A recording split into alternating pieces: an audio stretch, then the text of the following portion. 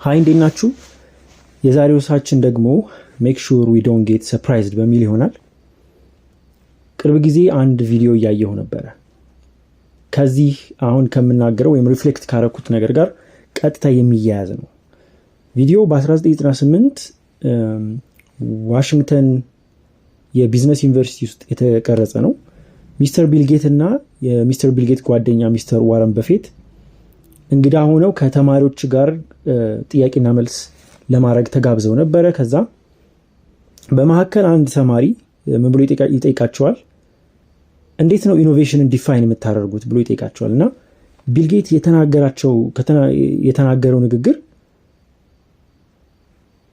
ሪፍሌክት እንዳደረገኝ ዳይሬክትሊ ሪፍሌክት እንዳደረግ ያደረገኝ ንግግር ነው የተናገረው። እና ሲናገር ስለ አይቢኤም አንስቶ አይቢኤም እንዴት ሃይስት ፒኩ ላይ እንደነበረ ቴክኖሎጂ ላይ ከሱ በኋላ ሌላ ያንን ፒክ የሚያገኝ መምጣት እስከማይችል ድረስ ምን ያህል ሃይስት እንደነበረ ራሱም ደግሞ ድጋሚ ያንን ሃይስት ፒክ ማግኘት እንደማይችልና እንደዚህ ሊሆን የቻለው ደግሞ ከነበረበት መስመር ስለወጣ ነው፣ የሆነ ስህተት ስለነበረው ነው። እና ሁልጊዜ ስራችን ምንድን ነው እየተሰራ ያለው? ሌሎች ምን ላይ እየሰሩ ነው? ስፒች ሪኮግኒሽን ላይ ምን እየተሰራ ነው? ኤአይ ላይ ምን እየተሰራ ነው? እዛ ላይ መቅጠር ያለባቸው ሰው ካለ ይቀጥራሉ። እዛ ነገር ላይ እዛ ቴክኖሎጂ ላይ የሚሰሩ ሰዎችን ይሰራሉ። እና እንደውም ኢቨን ስለ አርቲፊሻል ኢንቴሊጀንስ እንኳን ምን ያህል ስትራቴጂካሊ እነሱ እንደሚሰሩበት ማየት ይቻላል እዚህ ጋር። ማለትም ወደ ከ27 ዓመት በፊት ይሆነዋል ስለ አርቲፊሻል ኢንቴሊጀንስ ምን ያህል ወርክአውት እንደሚያደርጉ ማለት ድንገት የሚመጡ የሚመስሉን ቴክኖሎጂዎች እንኳን ምን ያክል ከኋላቸው ምን ያህል ስትራክቸራል ኢንፑት እንዳላቸው ስትራቴጂክሊ ምን ያህል ታይም እንደወሰዱ ምን ያህል ኢፈርት እንዳለ ያሳያል። እና ይሄ ቀጥታ ምን ሪፍሌክት እንዳደረግ ነው ያደረገኝ። አንድ አረፍተ ነገር ተናግሯል መካከል ላይ ሜክ ሹር ዊ ዶንት ጌት ሰርፕራይዝድ የሚል ማለትም በአጠቃላይ ይሄ ሁሉ የተናገረው ነገር ምንድነው? በቃ በሆነ ነገር ሰርፕራይዝድ እንዳንሆን ሁሌ እርግጠኛ መሆን ነው፣ የሁልጊዜ ስራችን እሱን ቼክ ማድረግ ነው የሚል አይነት ነገር ነው። እና ይሄንን ሳይ ብዙ አብዛኞቹ ቴክኖሎጂዎች ላይ እኛ ሰርፕራይዝድ ነው የምንሆነው አሰ ኮሚኒቲ። እንደዛ አይነት ነገር አስተዋልኩኝ። ለምሳሌ አንዳንድ ቴክኖሎጂዎችን ብናነሳ የብሎክቼን ቴክኖሎጂ እንደ ኢንፍራስትራክቸር ክሪፕቶ ከረንሲዎችን ሰርቭ የሚያደርግ ኢንፍራስትራክቸር ነው፣ ወይም ለክሪፕቶ ከረንሲዎች እንደ ኢንፍራስትራክቸር ልትቆጥሩ ትችላላችሁ። እና ይሄ ቴክኖሎጂ አሁን በ2009 በመጀመሪያው ክሪፕቶ ከረንሲ ወይም ቢትኮይን ክሬት ሲደረግ ወይም ቴክኖሎጂው አብሮ ከዛ ከቢትኮይን ከክሪፕቶ ከረንሲ ጋር ቢትኮይን ከሚባለው ከክሪፕቶ ከረንሲ ጋር ነው ሪሊዝድ የሆነው። እና በ2009 በግሪጎሪያን ካላንደር ማለት ነው በ2009 ራሳቸውን ወይም ራሱን ምክንያቱም እስካሁን ድረስ ስለማይታወቅ ይህንን ቴክኖሎጂ ሪሊዝ ያደረገው ወይም ዋይት ፔፐር ይባላል ስለዚህ ሀሳብ የያዘውን ዶኪመንት ሪሊዝ ያደረገው ይህን የቴክኖሎጂ ዲዛይን ማለት ይቻላል ሪሊዝ ያደረገው የቢትኮይንንም ብሎክቼን ቢትኮይንንም ክሪፕቶ ከረንሲ የፈጠረው ቡድን ወይም ሰው አኖኒመስ ናቸውና ራሳቸውን በሲዶኒመስ ስም ነው የሚጠሩት ወይም የሚጠራው it is unknown ስለሆነ ነው። ግለሰብ ይሁን ቡድን ይሁን ሳቶሺ ናካሞቶ በሚል መጠሪያ ነው የሚጠሩት። ስሙ የውሸት ነው። አኖኒሚቲ ፈጥረውበታል ወይም ራሳቸውን የሆነ ስም የተናገሩት ስም ነው፣ ግን ያ ስሙ የውሸት ስም ስለሆነ ሲዶኒመስ ነው። ወይም ራሳቸውን የደበቁት በሆነ የውሸት ነን ያሉት ስም አለ፣ ግን ራሳቸውን ሃይድ አድርገዋልና ወይም ራሱን ሃይድ አድርጓል።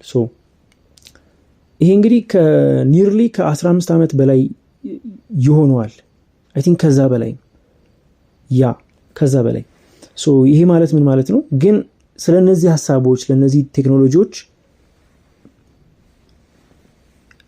ሪሴንትሊ ነው ራሳችን ፊገር አውት የምናደርገው።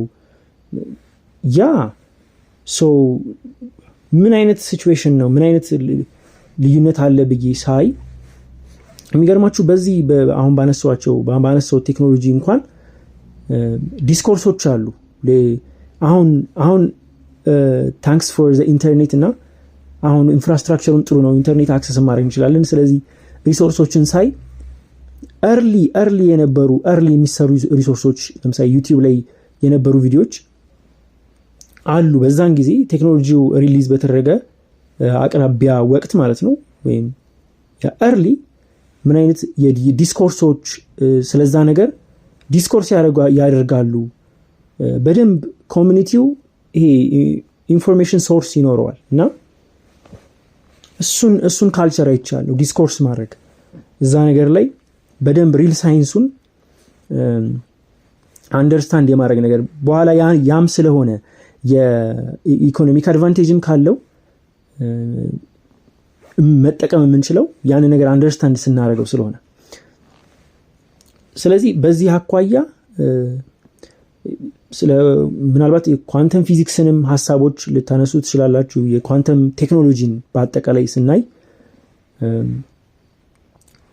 እሱም በጣም ብዙ ኢማጂኔሽኖች ወይም በኳንተም ፊዚክስ ሊደረጉ ይችላሉ ተብለው የሚታሰቡ በኋላ እኛ ድጋሚ not still now there is no ፕሮዳክታይዝ ያልተደረጉ ግን ከቢፎር 10 years ከዛም በፊት የተጀመሩ ስትራቴጂካል ሙቭመንቶች አሉ በተለይ ኳንተም ቴክኖሎጂ ላይ እና in the upcoming some year የሆነ ያክል ጊዜ ሰርፕራይዝ የምንሆንባቸው ቴክኖሎጂዎች ቅድም እንዳልኳችሁ ነው። የሚስተር ቢል ጌትስ ንግግር ማየት እንችላለን።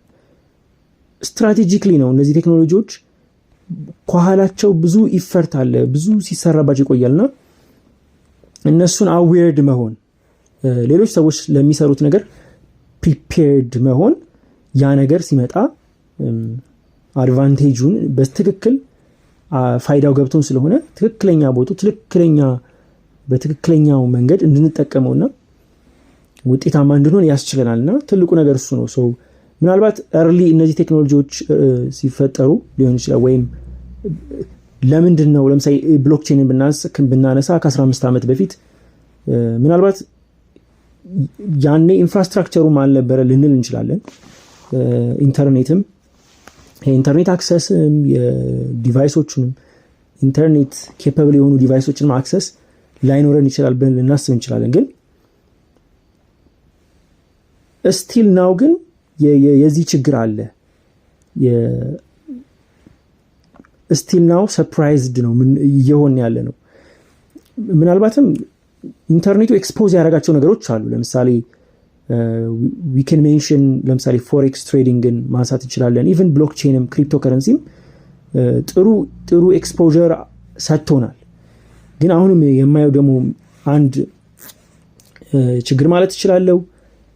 አይ ቲንክ በራሴም ላይ ኤክስፒሪየንስ አድርጌዋለሁ። ምንድነው በሃይፑ ምክንያት ወይም አንዳንድ ቴክኖሎጂዎች ላይ ሪል ሳይንሳቸው ሳይሆን ምክንያቱም አሁን ቱ ማች ኢንፎርሜሽን ስላለ በሃይፑ ምክንያት ኢግኖር ልናደርጋቸው እንችላለን አንዳንድ ቴክኖሎጂዎችን። ምን ማለት ነው? ለምሳሌ ፎሬክስ ትሬዲንግ ኢዝ ሪል ቴክኖሎጂ ነው፣ ሪል ፕላትፎርም ነው። ኢትስ ሪል ነው፣ ሪል ሳይንስ ነው። ግን ለምሳሌ በምናያቸው ኮንቴንቶች ምክንያት ኢንተርኔት ላይ በምናያቸው ሪሶርሶች ምክንያት ኢግኖር ልናደርገው እንችላለን። ዋናው ሀሳቡ ምንድነው? ክላሲካል ከሆኑ ፈንዳሜንታል ከሆኑ ወይም ሪል ሳይንሱን ከሚያስረዱን ምንጮች እነዚህ ነገሮች እንረዳ። they are necessary ናቸው ብዬ አስባለሁ። መገንዘብ አለብን። ሰርፕራይዝድ እንዳንሆን እነዛ ነገሮች ሲመጡ already we know them መጠቀም እንድንችል አውቀናቸዋል። ስለዚህ አድቫንቴጁንም ኢኮኖሚክ አድቫንቴጁም ሊሆን ይችላል መጠቀም እንችላለን። ስለዚህ የዛሬው ሐሳብ ጀነራሊ ነው። so yeah it can be concluded that በሚስተር ቢል ጌትስ በተናገረው ስቴትመንት ሜክ ሹር we don't get surprised ነው። ሌሎች ሰዎችም ሌሎች ለሚፈጠሩ ቴክኖሎጂዎችም እኛ ለማንሰራቸው ነገሮችም ፕሪፔር መሆን አለብንና ዲስኮርስ እናድርግ። እንደዚህ አይነት ጌትዌይ የሚሆኑ ለእንደዚህ አይነት ሐሳቦችና ኢንፎርሜሽኖች እንደ ጌትዌይ የሚሆኑ ጓደኞች ወይም ሰዎች ካለን ሌትስ ሜክ ኮንስትራክቲቭ እናድርገው ዲስከሽኖቻችንን። ቅድም ያልኩት ያነሳሁትን አይነት ካልቸር ይሄ ዲስኮርስ ማድረግ ሐሳቡ ከገባቸው ሰዎች መውሰድ፣ ከዛም ኢንተርኔት ላይ ደግሞ ሪሶርሳችንን በደንብ መርጠን መውሰድ። ከዛ በሃይፑ ምክንያት ዶንት ኢግኖር ኖዊንግ ቴክኖሎጂስ ስፔሻሊ እንደዛ ለምሳሌ ኢቨን ዶንት ሪሌት ሰዎችን ለምሳሌ ስለ ፎሬክስ ትሬዲንግ ኮንቴንት የሚሰሩ ሰዎችን አይታችሁ ዶንት ጀጅ ኢት። በቃ ባጭሩ ሳይንሱን ዶንት ጀጅ ኢት በኮንቴንት በሚሰሩት ሰዎች ሪል ሳይንሱን ጠጋ ብለን ማየትና መረዳት አለብን።